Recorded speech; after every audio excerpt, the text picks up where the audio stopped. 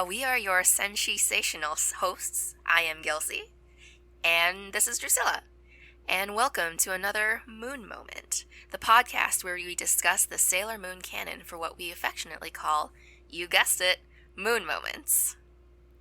Moments that we feel exemplify what Sailor Moon stands for and represents. So, now, without further ado, we're going to jump right in, because today we're meeting Ami! Yay!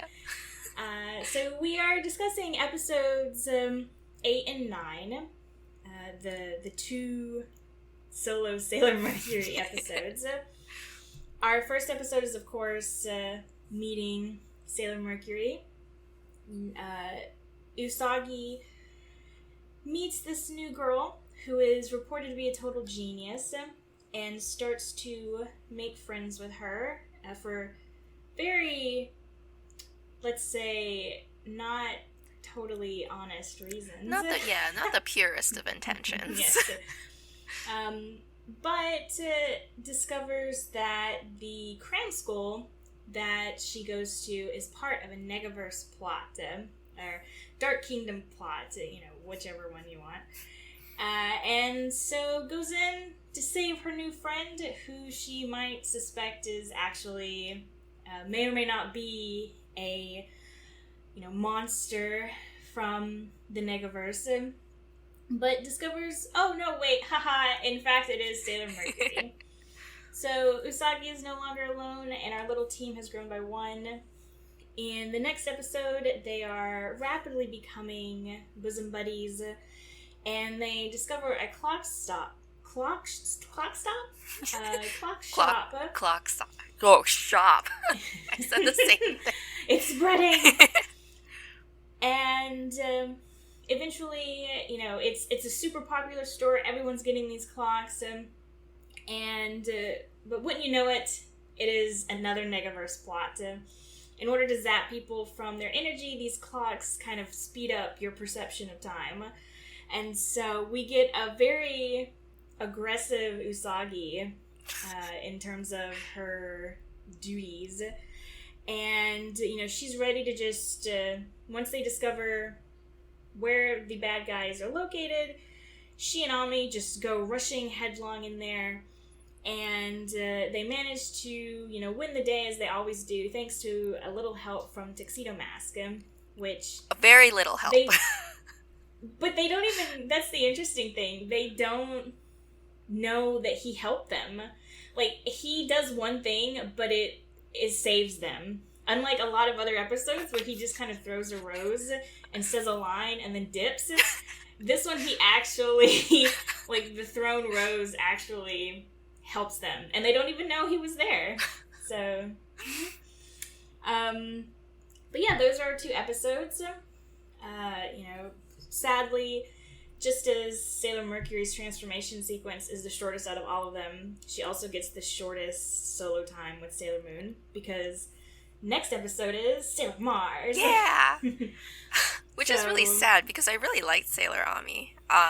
She's so smart. I used to look at her tiny little compact supercomputer and just kind of be like, oh, this powder compact is my supercomputer. Ooh, look at me.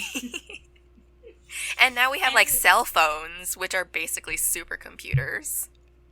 Yeah, exactly. That's exactly what I was going to say. That, back in early 90s, it was amazing having something that small and have all this computing power. And today... Yeah, cell phones got small, and then they actually started to get big again, because people wanted bigger screens. So, yeah. But, let's get into our moon moments. Gilsey, tell me what your moon moments were for these two episodes. Okay, so I kind of had a character as more of a moon moment. For the episodes 8 and 9, I would say that my moon moment character would be Ami, because there wasn't really a singular moment that kind of stood out to me. In the episode 8, where they're going to the cram school, there was a moment where Ami is getting like her face like smashed into the computer, and the evil teacher was being like, "Oh, you why isn't this energy being sucked out of you?" And then she realizes that Ami hasn't been using the disc, and then Ami says she hasn't been using the disc because it felt like it was cheating. So I was like, okay, that's pretty cute. That's pretty like honorable of her, that she feels like she does not need to take the easy way out in order to get the results that she wants and to be like a good student. And for that, but that was like such a small like one line thing. I didn't really think it would qualify as like a full on moon moment, but I thought it was commendable. And then when we got to episode 9 and we got to hang out with Ami a little more, I felt like Ami was just very patient with Usagi. She offered to help Usagi pick her up in the morning so she wasn't late to school. And she always seems to have the best interests of Usagi at heart.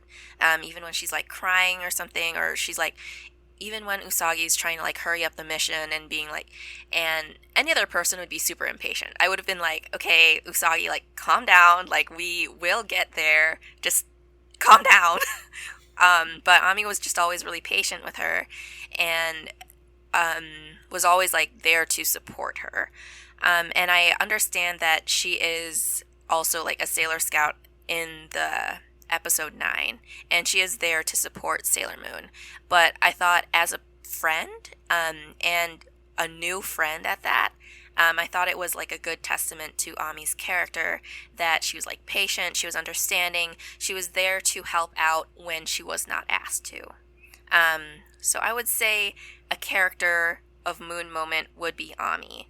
But I also don't know if this would qualify as like a moon moment, because this might also be back to the thing of like being a decent person. I don't know. What do you think? Well, you definitely have me thinking about the 2 episodes in different lights now, because I guess the moment with Ami saying, I didn't want to take the easy way out. Like you have to put in the work. Like nothing is free, basically. And I didn't ever think about that before, because I guess I didn't think about it in that light, because I did think that, and we'll get into this a little bit more when we talk about my potential moon moment, but I was always a little disappointed in that line, because it's such a climactic moment. The Yuma shoving her head into the screen to try and suck her energy, and the thing she kind of comes back with is, I wasn't going to cheat to use that disc. It just seemed like there should be something else she should be saying at this moment. But yeah, I guess you could spin it as, you shouldn't take the easy way out. You should always put in the work if it's something that you really want to attain. Yeah, I just never thought to look at it in that light. That, wanting to, just do things the right way rather than, taking the easy road. I just thought it was something that was very honorable. I don't know if it reminded me a lot of, like, some honor code that superheroes always seem to have, that they're like, I think Sailor Moon also says it, like, we fight for, like, love and justice, and I feel like with superheroes there's always that, like honor code, this is the stuff that, like, we abide by, and, like, we, no matter what, like, this is our honor, and we're, like, going to protect. I feel like I am Zuko right now, and I am but honor, but yeah, I don't know, I just felt like with Ami it felt very true to her character, since she is very, very intellectual. She is very data driven, and the fact that she was saying, "Oh, I didn't want to do it the easy way because, like, I want to work hard and achieve my goals, because I worked hard and I deserved it." And it also kind of reminded me of, like, slow and steady wins the race. Like, even though, like, you can take the fast road and you can take something, I don't know, just the cheating way, I guess, quote unquote, you might not be able to retain it as well. Or it might just be like you get to your goal, but it doesn't feel deserved, And I thought, it doesn't feel earned. yeah, exactly. And I thought that was very commendable given the situation that she was in. And for the second, maybe the second moon moment from, like, maybe the second episode or the 9th episode. Yeah, I never thought about how patient she is with Usagi, with kind of how all the scouts eventually, I guess, become with Usagi, but also because Mars, her and Usagi are always arguing. But I think and I wonder patience that she has, how much of that comes, because, from the very beginning, Ami is presented as a loner. She has no friends, and this is poured on super heavy in Crystal, in this episode in Crystal, and I wonder if a lot of Ami's patience with Usagi comes with the fact that, like, she doesn't have any friends, and so she wants to try and keep this one. And I mean, why else would you offer to get up early and, like, stop by someone's well, Ami is probably already up.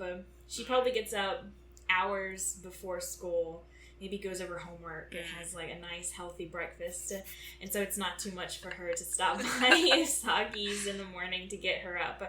But I feel like maybe we should give her, like, an honorary moon moment for that anyway, for not just rolling out of bed and going to school. Anyone that can get up early in the morning without being grumpy deserves a moon moment, because that is not me. So, but at the same time, I don't want to, I don't want to be cynical coming at these moon moments of, I don't know how much we want to dive into them, because, I mean, we did talk about, is a moon moment, like, if something is done for, like, with good intentions, but the outcome is bad, like, if it's just, it's good on the surface, but then if you start digging, does it stay a moon moment? Like, I'm not sure how much we want to really dig at this, because I would say, I don't know, I think the patience also, I don't think there's a good case for it. Like, she's putting up with Usagi, but it's not like everything Usagi's doing is just so out there. Like, she's very excitable, but other than that, she's not insisting that, I don't know, Ami has to pay for her stuff, or, I don't know, maybe that would be bullying and not just being excitable, but, it doesn't feel like Ami is having to wrangle, like, a toddler or a bunch of toddlers. She's just kind of going with the flow that is Usagi. And so I don't know how much, I don't think I would call it a moon moment. I mean, I still think we should give her an honorary moon moment for the offer to pick her up for school. But yeah, I don't think, and I'm sure this will come back to bite me at some point, because I'm going to have a moment that's like, oh, this should absolutely be a moment. And then it's going to be like, well, actually, you said this in episode 3. Play back the recording. Yes. And so, yeah. And for the 8th episode, the Sailor Mercury episode. I don't know, because it is just that one line. Yeah, exactly. It's not as though...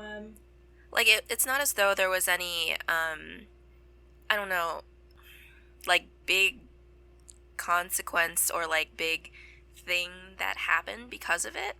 It doesn't... It's not like it comes up multiple times exactly. in the episode. It's just that one time. Mm-hmm. And... because, like, I know for the first episode, we considered Usagi saving Luna as a moon moment. And I guess you could make that argument, too. Like, it was just that one time in that one episode.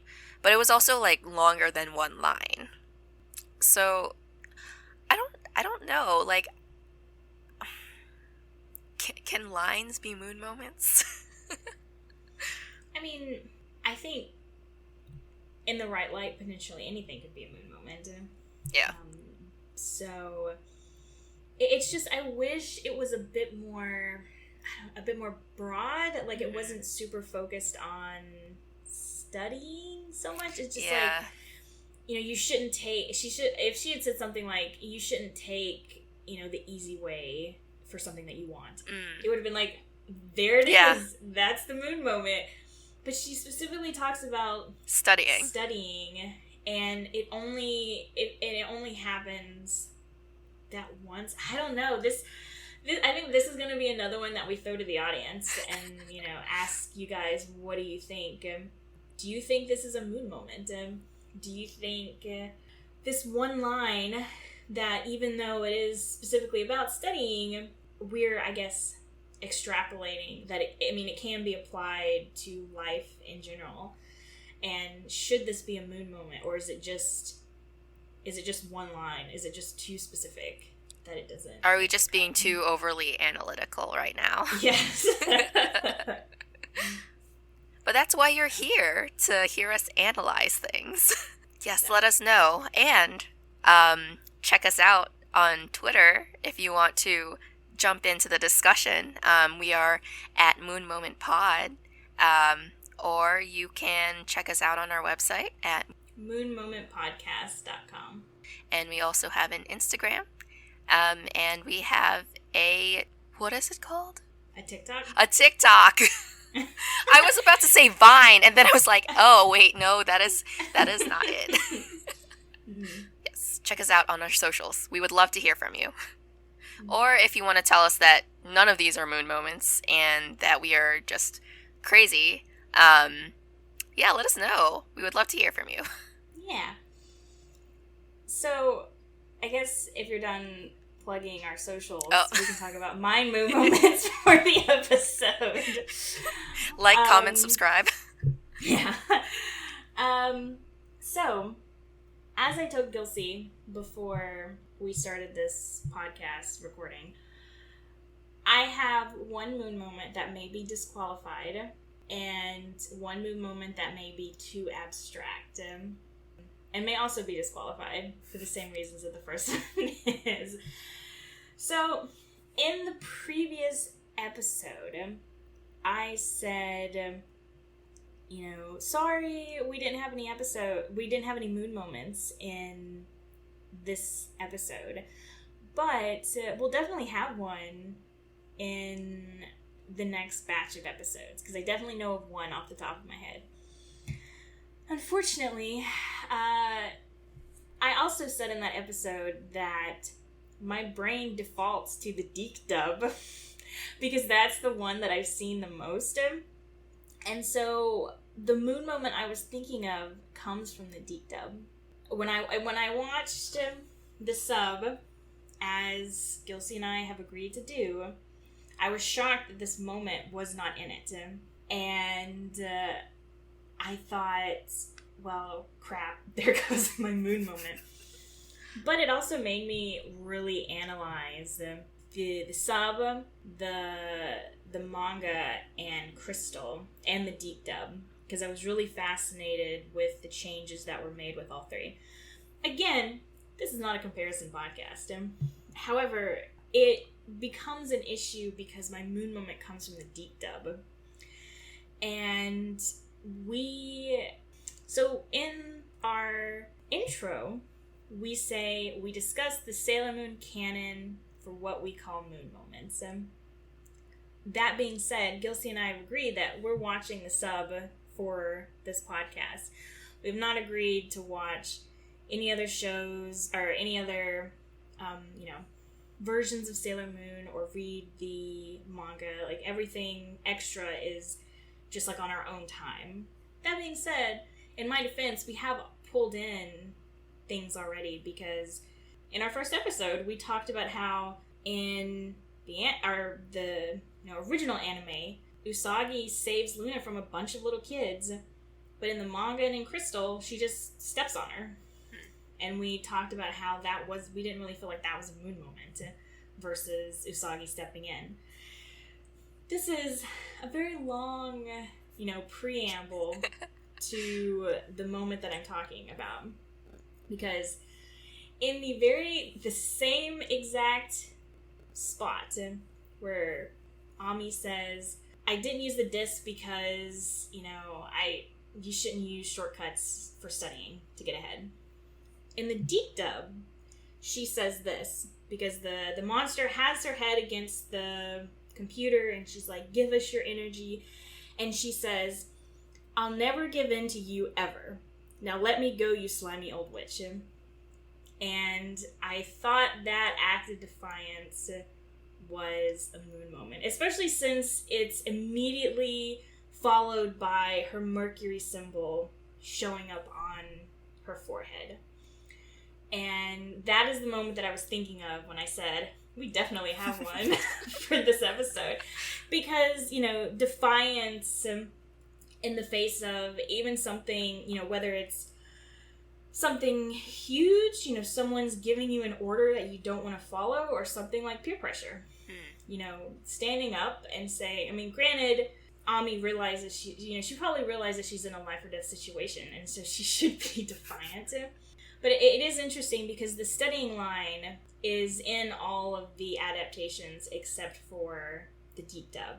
And the deep dub is the one that has, I'll never give in to you ever. Now let me go, you slimy old witch. And I don't know, do we call this a moon moment? Because it's not within, though we say canon, none of the Sailor Moon canon really agrees with each other. They're all different, whether it's original anime Sailor Moon, whether it's the manga, whether it's Crystal, whether it's PGSM, like the Sailor Moon musicals, like they're all different. So I don't know. I think it's up to you, because I feel like it's not necessarily fair to you that I bring in a moon moment from a version that we did not agree to watch. I still say that the spirit of Ami is there. I think it kind of goes along with her being like honor Zuko. I think it still goes along with her and like being honorable, but in a way that, as you said, is more defiant than her just being about studying. I want to say it is, because you bring up a really good point. She is in a life or death situation, and it is like her act of defiance is very just a way of like standing up for herself that just feels very powerful in that moment. And especially since she does get her symbol after that, it's kind of like that kind of trigger, I guess. And it is really interesting that this happens in the same moment of where she says I didn't use the disc because it was cheating. I think, can we say moon moment is, I was going to say, can we say a moment is a moon moment, but there's literally moment in there. So I would say the part where Ami is getting her face shoved into the computer, I would say that in of itself is a moon moment, because no matter what reference, whether it's Crystal or the Deek Dob or whatever, no matter where you see it or where you get the information or seen from, Ami is still like being defiant in her own way.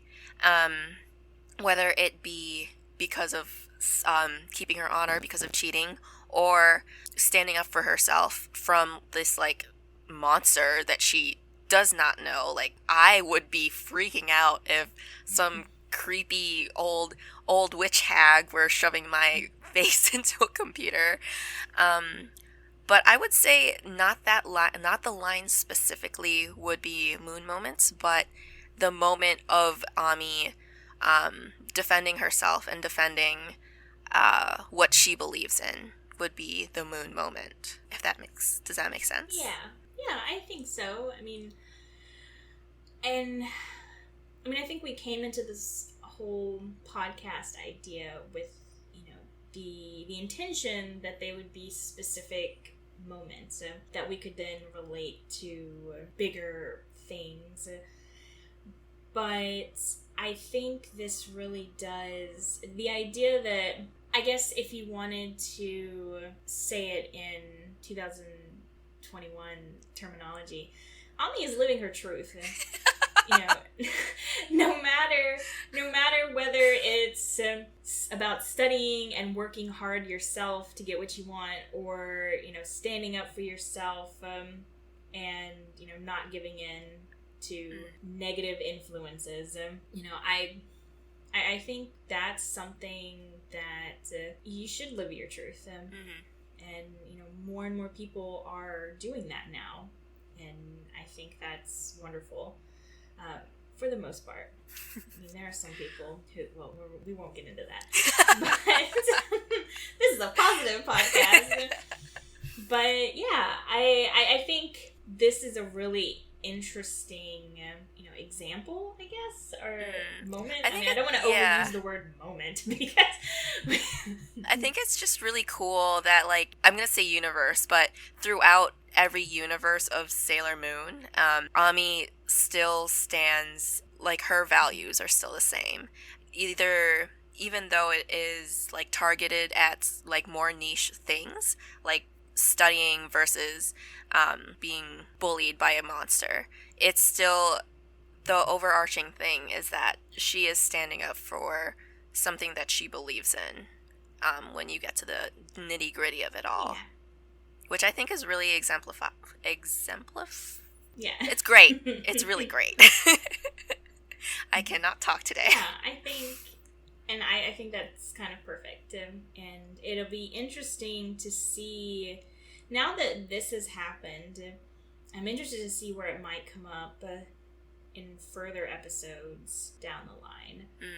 I should also stress that when we say stuff like all the universes and all the incarnations, we are only talking about the manga or the animes. We're not bringing in the musicals or the stage productions or PGSM. Like, that is the live action stuff. We're not talking about that stuff, because that would be too much. And they are very different from the original adaptations, because they're made for, stage or TV versus the anime and stuff. So, what was your more abstract moment? I'm really curious. My more abstract moment, it occurs in the same episode in Crystal. And Crystal has a lot of problems. I'm not denying that. But credit where credit is due, I really like this episode of Crystal. Crystal does do some things right. I know the internet doesn't want me to say that. The Sailor Moon fandom is about to excommunicate me. But there are some things that Crystal does, different or well. And I think this episode is one of them. There's still some things that I don't like about it, but those are actually things in the manga that I'm not a super big fan of. But in Crystal, as a brief refresher, they definitely focus on Ami's loner status more than the original anime or the manga does. Like, it's so sad. You're like, oh my god, I just want to give her a hug. Like, she seems so lonely. But, fast forward through the episode a little bit. She's met Usagi. She actually gets her transformation pin early in the episode. And then you notice she actually uses the disc in Crystal. And she becomes this sort of brainwashed figure. And, as the audience, you first see it, Usagi's trying to invite her out to have ice cream. But Ami has kind of used this disc in the library and she's become kind of brainwashed. And so she's like, no, I have to go home to study. And so she just goes, and then that's when she loses the disc and Usagi picks it up and her and Luna do the little investigation. And when when Ami gets to the cram school, she's still sort of out of it, and there are great moments where she has her transformation pin, and the monster, grabs it from her and throws it across the room and says, you need to use the disc. Don't bring out a pen and paper to do your work. You need to use this disc on this computer. But Ami is still sort of in this brainwash, and she gets up to try and get the pen because at that point to her, it symbolizes a fun afternoon at the arcade with a girl who might be her new friend. And because Usagi also got a pen, because this is how she gets the transformation pen in the manga. It was like this little connection that they both had. And so Ami goes to get the pen, and that's when Usagi busts into the classroom. And while Usagi's running around the room trying to, stop the monster, Ami is just kind of brainwashed and like holding the pen and not really doing anything. Well, in the original manga and the anime, the monster pins Usagi to the wall with all of the paper, all of the tests, and goes for her. This is where they diverge. The Crystal and the manga diverge. I like it much more Crystal, where Usagi's trapped, the monster's coming for her, and in Crystal, Ami says something like, stop, or like, please don't, or maybe not please, but just like, stop what you're doing. Because she is, sort of coming to the fact that, because Luna's there trying to, Ami, you have to step out of it. Sailor Moon needs your help. When, Usagi's about to bite it, she sort of comes to and says, stop. And that's when the symbol on her forehead appears. And Luna says, say Mercury Power Makeup. And she transforms, and she does the bubble spray. And then Tuxedo Mask comes in to save Sailor Moon. And that's the part I'm not really happy with. I wish Ami had really been the one to help save the day there and to free Usagi. But that's neither here nor there. That's, editorializing. Which... Oh my gosh, this would be a much longer podcast if every episode we editorial, whatever I said earlier. But yeah, in the more abstract, I wasn't sure, it just sort of felt, maybe we'd call it a mini moon moment, the fact that, and again, I thought it was kind of abstract because she just sort of comes to it. It's like, my friend, the power of her, again, why it sort of was abstract. My friend is in trouble, and so that's breaking through her kind of brainwashing. And then she's able to be like, okay, I'm Sailor Mercury. Okay, bubble spray. Come on, Sailor Moon, take her out. And that's why, it kind of felt like it should be a moon moment. But I wasn't exactly able to pin down something specific about it. It just, her friendship was able to break through it. So, yeah, I don't know what you think. It sounds like what you're trying to get at, correct me if I'm wrong, but it kind of sounds super cheesy, but the power of friendship kind of broke her out of that hypnotic trance. And because the friendship was just so powerful, it was able to snap Ami out of this horrible hypnosis, which normally would be very hard to break, but because their friendship was so strong, she was able to break it. Is that kind of what you're trying to get at? But even then, they've only really spent one day together. I was going to say that, they really just met, basically, and so I wouldn't know if that is friendship or more of Ami being like she was lonely and she doesn't have any friends. So I don't know if it's Ami trying to like hold fast to, oh my god, like someone likes me, like I can't mess this up. This is my one chance at a friend. Maybe that could be driving it, but at the same time, that's not a bad thing to drive someone. Wanting to be friends with someone is not a bad thing. I will say that Usagi being like, oh, maybe I can be friends with her so she'll help me study and like get some test answers. That would, I would say, that is not the most pure friendship intentions. But with Ami, I feel like even if it were, oh my god, like this person could be a potential friend, I can't mess this up. I think it's Ami trying to like realizing that she does have wants outside of studying and outside of school and academics, that she wants to have a life that is filled with people that she could potentially care about. And I think that would also be very commendable, even if it is not exactly the power of friendship, but maybe like the power of self-love, I guess. Self-actualization? Yeah, self-actualization. Yeah, I think once again, you're finding all of these really deep meanings that I did not think we would be finding on this podcast. Yeah, the idea that, this girl who, and like I said, Crystal does lay it on really thick that Ami is by herself. She is a loner. And there's one shot at the very beginning where Ami is looking at Usagi with her friends laughing and, oh, they're having so much fun. Yeah, I could definitely see it as Ami, this girl who was nice to me because, she doesn't know Usagi had ulterior motives, which, yeah, didn't even consider for a moment that would be a moon moment.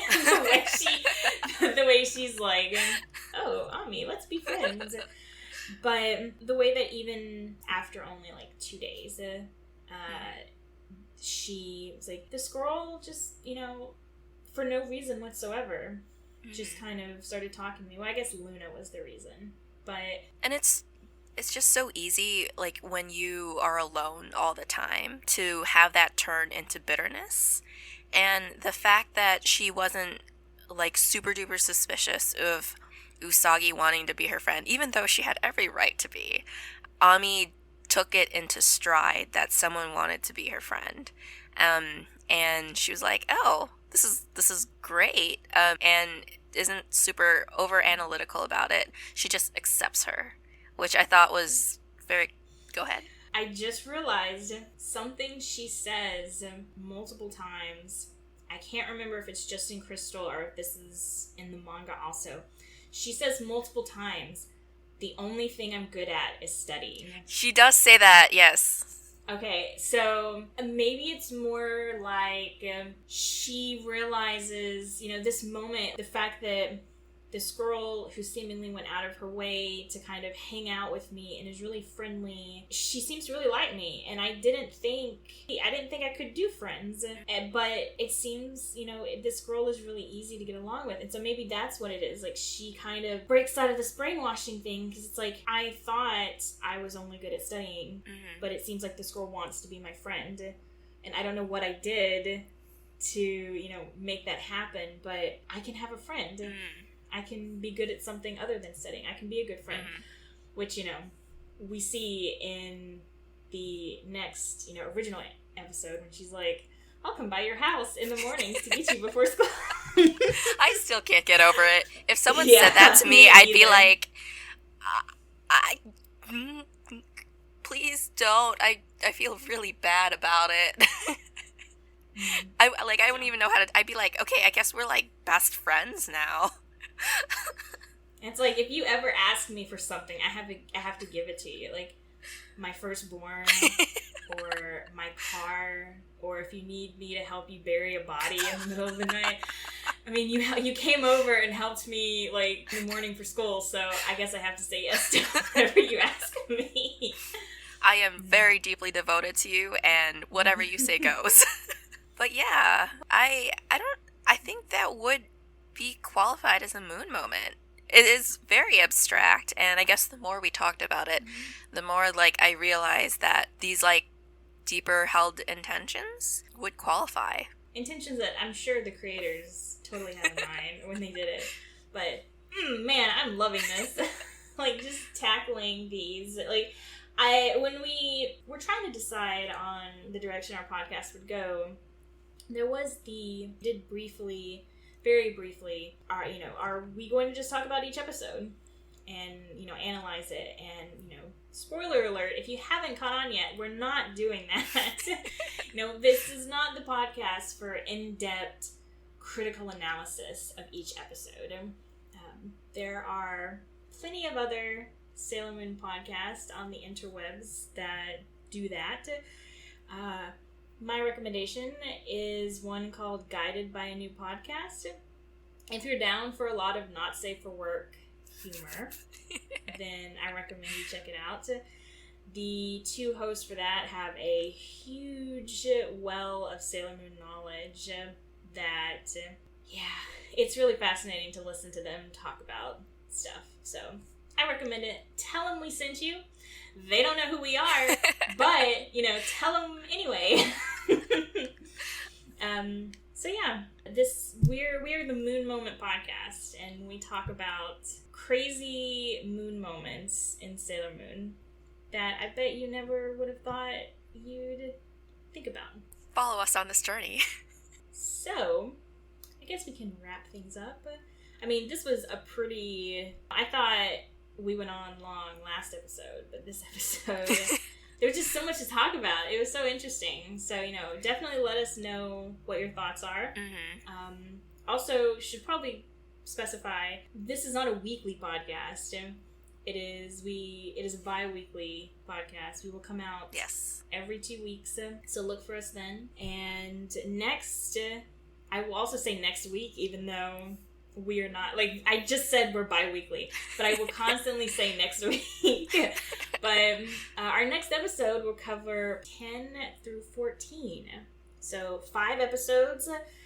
Get ready to welcome Sailor Mars, Reihino, to the mix. Which, fun fact, I actually do low-key kind of look like her. I don't know, if you go on the website, you will see that I cosplayed as a casual version of her. My hair at the time was very long. My hair is still long-ish as we are recording this, but at that time my hair was like to my belly button, and I have bangs and like the whole shebang. So if you want to check out our website and have that visualization for our next episode, feel free. So don't forget to support us any way you can, whether it's through reviews or rating or sharing, subscribing, all of that stuff. It helps Moon Moment stay afloat amidst the vast ocean of podcasts.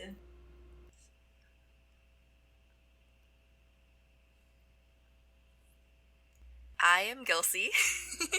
And I'm Drusilla. And, I actually didn't have a pun planned for... What? I was wondering, why is Gilsey not saying anything? And then I realized, I was supposed to say my name. And then she says her name. We definitely got mixed up on that. Do you want to try again? Should we do it again? Do you want to leave it in as this?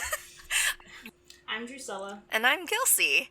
Man, I really didn't have a moon pun for this episode. I guess I just forgot. I can't believe it. I guess I just forgot to plan it.